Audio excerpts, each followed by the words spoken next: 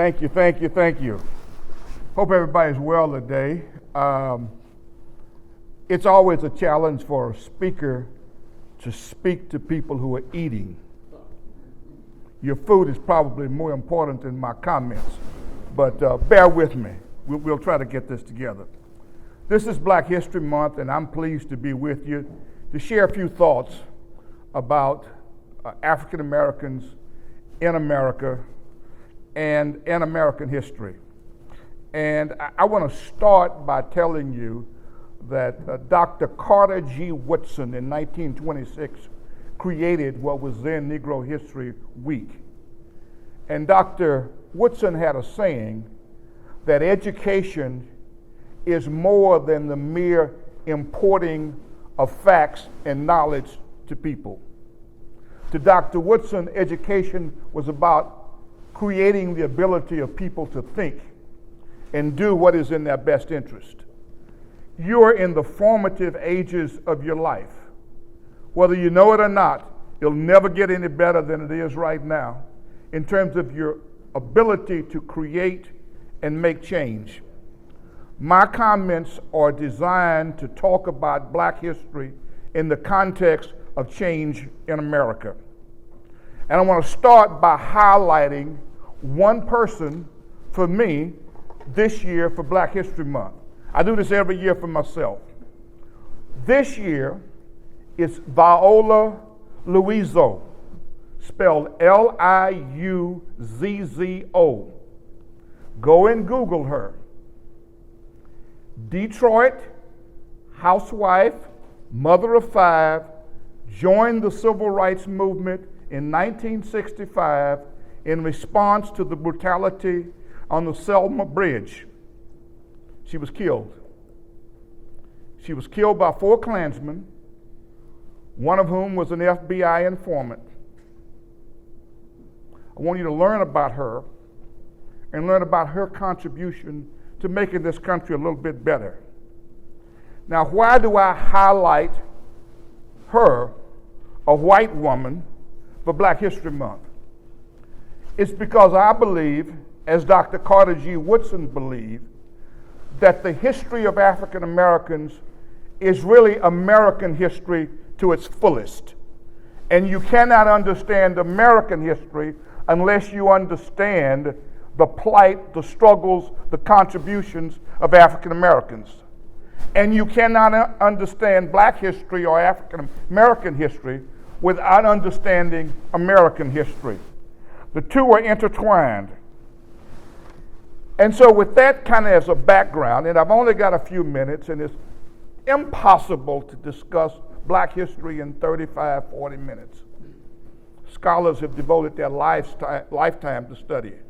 I just want to highlight a couple of things. First, any history students in here? All right, well, here's the first history lesson.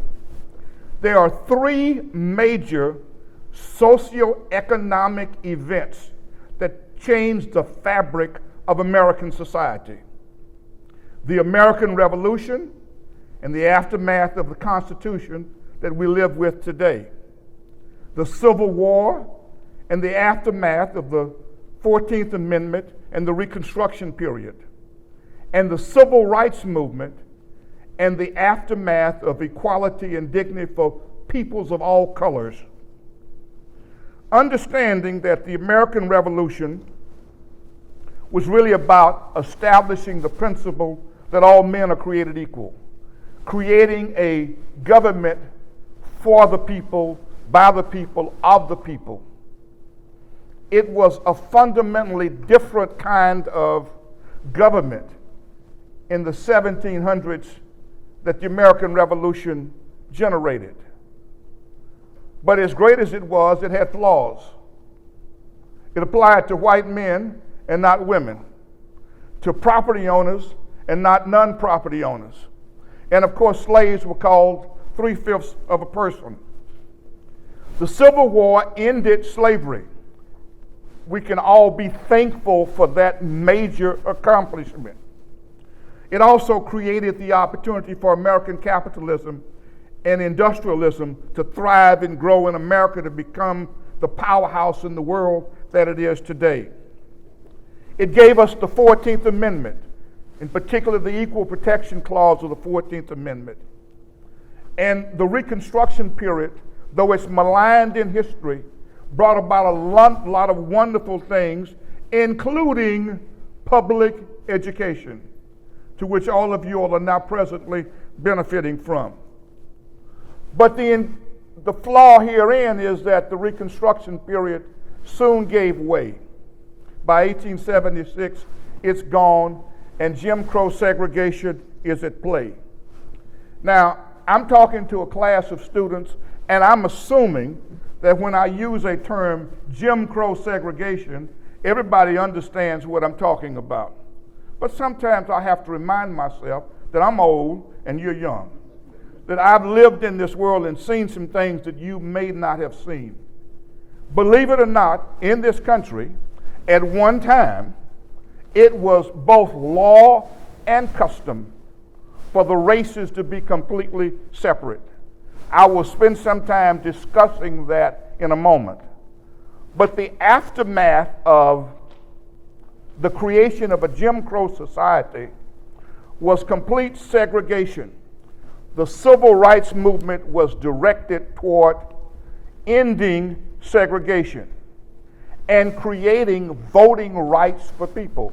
And as a consequence of the civil rights movement, you not only had the beginning of true integration in the country, where blacks and whites could be educated together, could live together, could work together, could die together, could marry together, et cetera, but also the creation of voting power.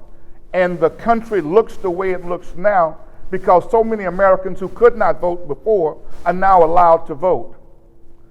And probably the things that I am equally proud of as an attestament to American history being black history, it was the civil rights movement that helped give the catalyst to the liberation of women, the creation of opportunities for other minority groups of all colors, the respect for religions of all aspects, and at least the understanding that people with disabilities should be treated equally in our society.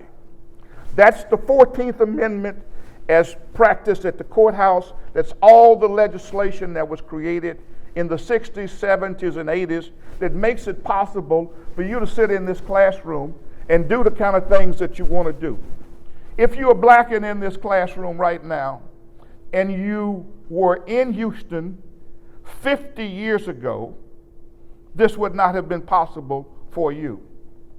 If you were a woman 50 years ago, you would not probably be able to work on this faculty, certainly not in an equal posture. If you were a non-white minority, you would be looked on and frowned on differently.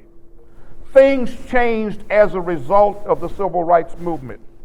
So when we talk about black history, it is wonderful that we highlight the accomplishments of individual people who have done great things.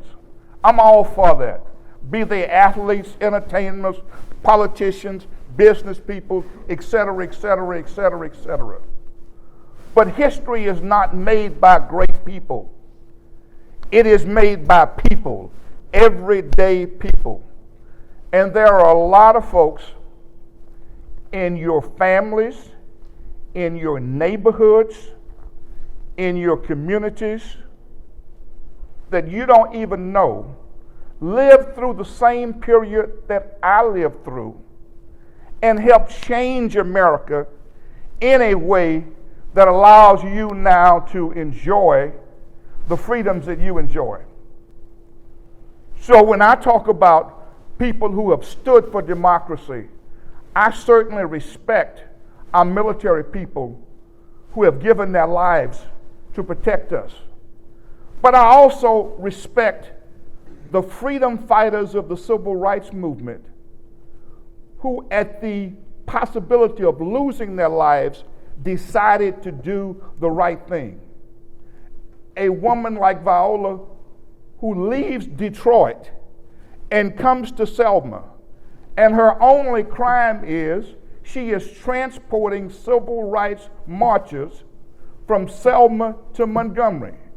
And she happens to be in the car with a 19-year-old African-American man, to the displeasure of 4 Klansmen who decide that they will teach her a lesson. And they kill her. Now, it had a profound impact on me because it happened the year that I graduated high school, 1965. And I remember, wow, I had, unfortunately, and I'm ashamed to say it, I'd gotten accustomed to the killing of African Americans. It was not something I liked or tolerated, but it happened. But when you kill a white woman, that was unimaginable to me, that kind of thing could happen. And then your FBI, headed by J. Edgar Hoover, tries to slander her because one of the 4 Klansmen was an FBI informant. And they labeled her first a member of the Communist Party. Then they labeled her a drug addict.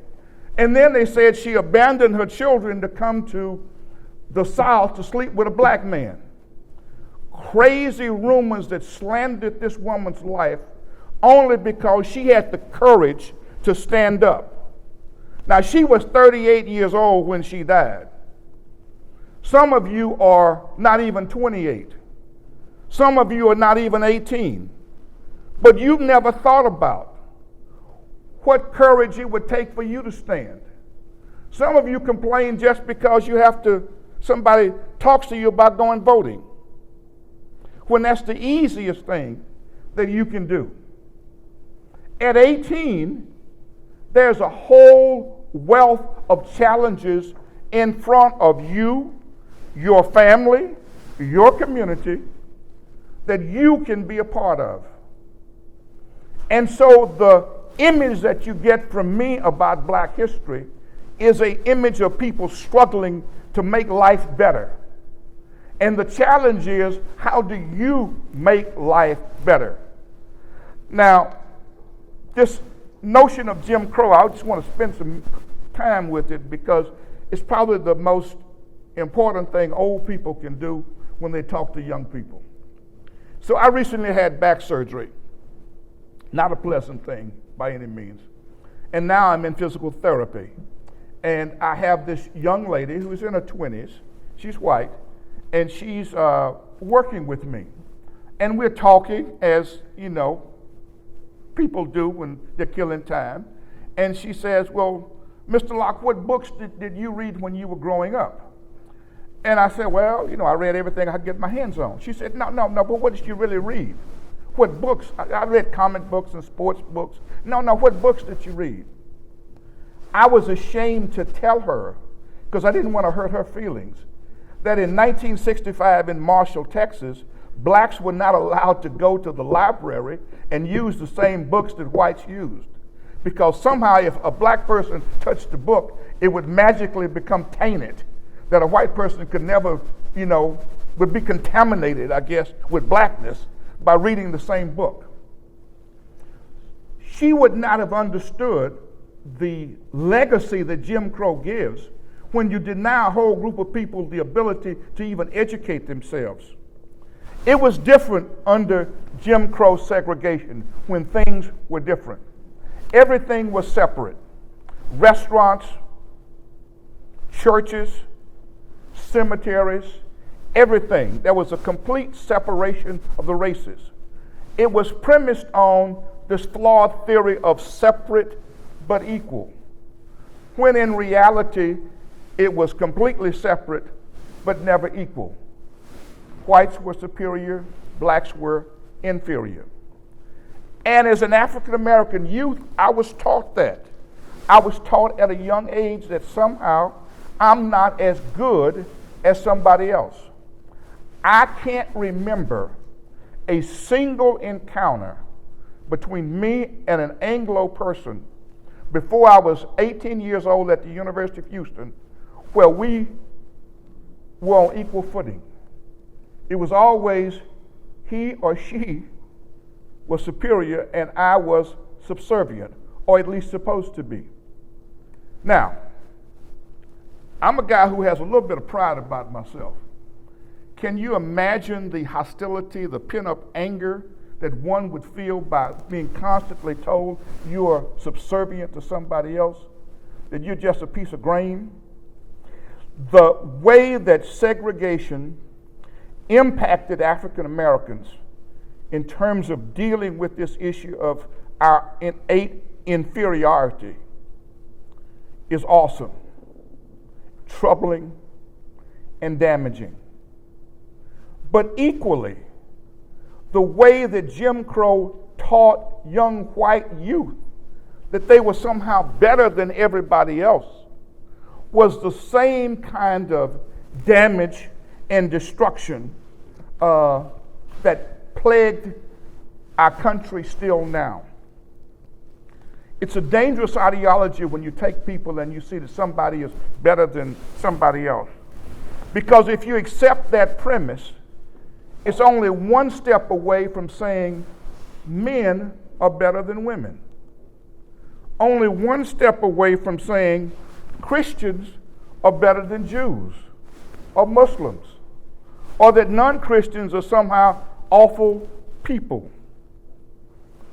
It's only one step away from saying that somebody who looks like they're Mexican or El Salvadorian or Iranian or Pakistani or Indian are somehow not real Americans because they don't look like real Americans, because real Americans look like white people.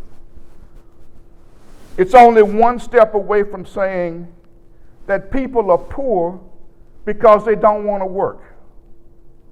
And only one step away from saying that it's okay to discriminate against gays and lesbians and transgender people because they're different, and I don't like them because they're different. It's that ideology of hate that's bred from racism that takes our country not to a point of greatness, but to a point of despair and disruption. And your generation will have to live with that. My generation has lived with it. We struggled with it, we fought with it. And so my lesson out of Black history, again, is not that Gale Sayers was a great football player, or that Booker T. Washington was a great educator, or that Barack Obama was a great politician. All of those things are true. It's that there have been generations of just regular people who tried to do the best that they could under trying circumstances. And those are the people that are my heroes. I was personally involved in the civil rights movement at the University of Houston. I was arrested several times for civil disobedience, and I had some difficult moments. But it's funny, I always remembered that there were people who were supportive of me, and not just African Americans.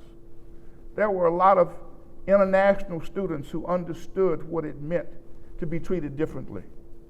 Women who supported the cause because they knew that equality was for everybody. Hispanics and whites who said, look, we're going to join you in an effort to make this country different in this case being better.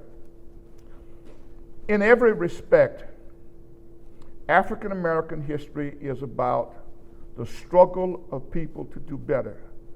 Whether it's a struggle to feed your family, to send your kids to school, to buy property, to worship the way you want to worship, or to just be yourself. That struggle is an admirable struggle. It is one to be applauded. And I applaud it today. In closing, I say to you, I have recounted things that I lived through that were challenges for me. At a certain point in life, every one of you, whether you are white, black, brown, whether you are Christian, whether you got big feet, little feet, you got blonde hair, black hair, it doesn't matter. Whether you can run or just walk. At some point, all of you will encounter difficulties in life. Some of those difficulties may be tied to sociological things that we've talked about today. Some may not. But it's the spirit of meeting a challenge and moving forward. Now, I submit to you that the first challenge that you got to meet is just getting the hell out of this school, graduating. And you can't take that for granted. They just don't give these certificates and degrees and diplomas away. What is required is work on your part. And just as life requires work for you to get through Lone Star, life will give you challenges that will require work for you to move forward. I hope that you will meet all of those challenges. But I also hope as you meet those challenges, you will look around to your neighbors, to your city, to your county, to your state, to your country. And you will say to yourself, what can I do to make this a better place? It may be that somebody does something to you that angers you, and you were sparked to move. It may be that you are intellectually committed to making social change. Or it may be that you're just a contrarian and just, you're just going to do things different. But this is a world that you will have to shape going forward. My generation is good for Black History Month and understanding what was, but now it is what it is, and it's time for you to stand. Are you organizing? And when I say organizing, getting your friends and neighbors to sit and talk about different difficult problems in the world and say, can we do to make a difference? This ought to be the learning place for change.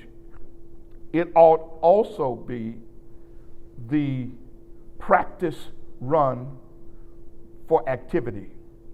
And so I challenge you, do the best you can. Enjoy your time here at Lone Star, but try to make a difference in somebody's life. And I'll give you one example and I'm through. So things haven't always been easy for me. After my days in the civil rights movement, I ended up jobless, divorced, and struggling around. And I finally got a job working in a oil refinery, Shell Oil.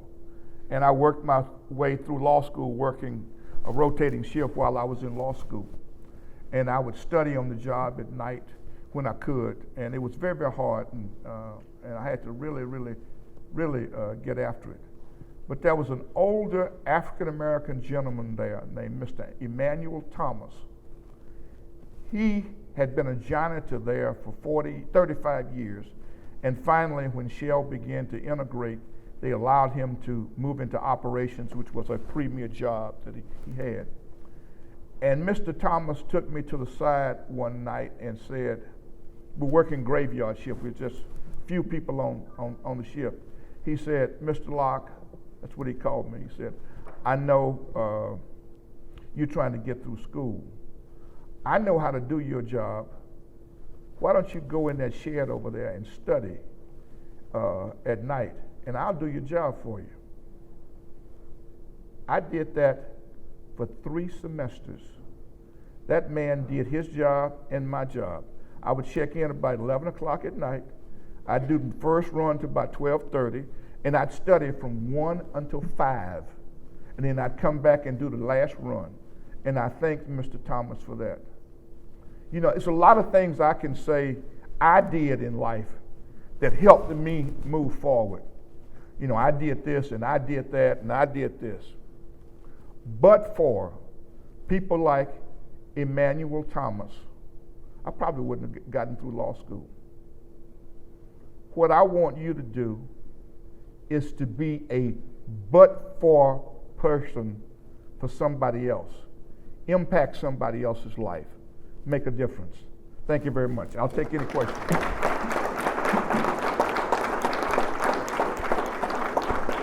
Thank you, Mr. Locke. Now we'll open the floor for questions, students and staff. If you have any questions for Mr. Locke, just raise your hand and I'll come to you with one.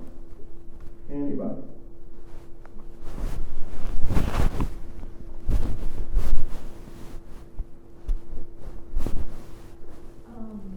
So there is a minority in America right now is getting closer to becoming a majority. So I was wondering what your take would be on it when the minority finally became a majority, like in America. What do you think that would mean in terms of, I guess, rights for everyone in a more just America and equality and everything? Well, I think the premise is you want to have a just society. You want to have everybody treated as equal. And it should not matter who's the minority or the majority. It would be a great thing if white people were in the majority and everybody was treated equally. It would be equally a great thing if blacks or browns or any other minorities were in the majority and everybody was treated differently. It will be a sad day if the groups collectively that are minorities now become the majority and injustice remains. You don't get any benefit out of retribution. When you take somebody down, you take yourself down too. And so the effort is to make this a society when everybody, irrespective of what they look like, what God they belong, who they love, everybody can live life to their fullest. And you don't want a situation where any particular group feels privileged and takes advantage of anybody else. That's how I see it. I'm a big rhythm and blues fan, and so there's a song by Teddy Pendergrass, "Wake Up Everybody." If you've not heard it, you need to give yourself the pleasure of playing it. It's a theme song. It's a call to action, and so that's kind of one of my favorites.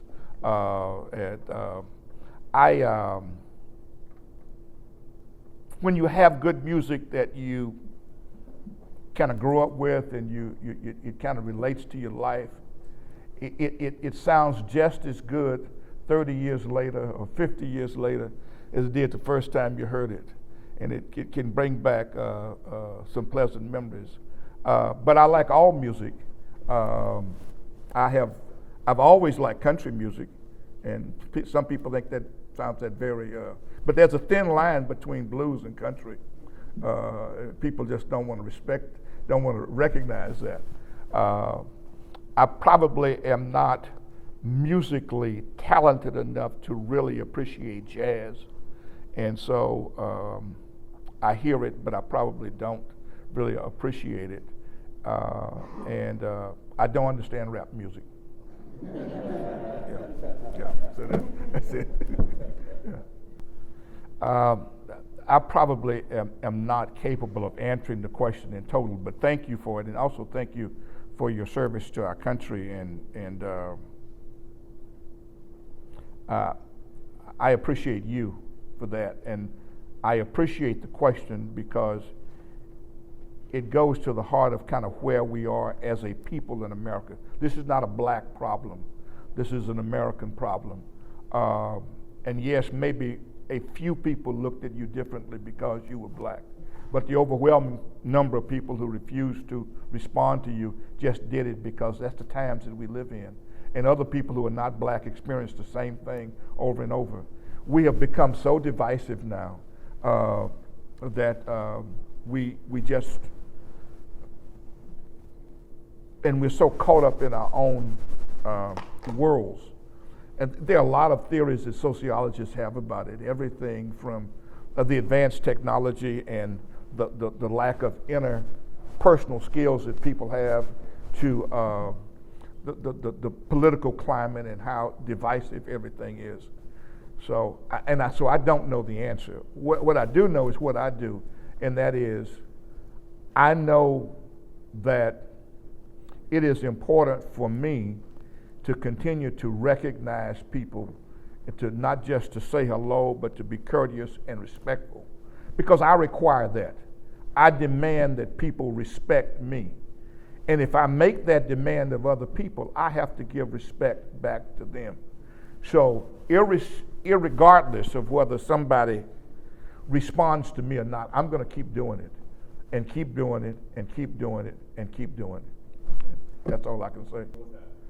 Well, the self-control helps. To start there, and realize that you shouldn't allow anybody to take you to a place that you don't want to go to. But I'm old enough now to understand that people change. I applaud the people of my generation who made the switch from a pure segregated society to an integrated society. And some of the people who were African American who said this would never happen had to eat cheese and eat crow. And some of the whites who said, I don't ever want to go to school with them, I hate those people, are now have, people who are their best friends who are of a different race and who are African American in particular, and they have moved past that. People can change. And you have to allow for the fact that people will change. Maybe not on the timetable that we want, and so you have to kind of stick with it. But self-control and just understand that, and I guess I should also say that in some situations, just walk away. It is better to walk away and be frustrated that you couldn't change a person's thinking than to stay and get so angry that you have to explode in their presence. Well, I love, not necessarily Be sure to follow us on social media at Facebook, Twitter, and Instagram. Like this video, leave a comment, and hit that subscribe button to be notified about our latest content.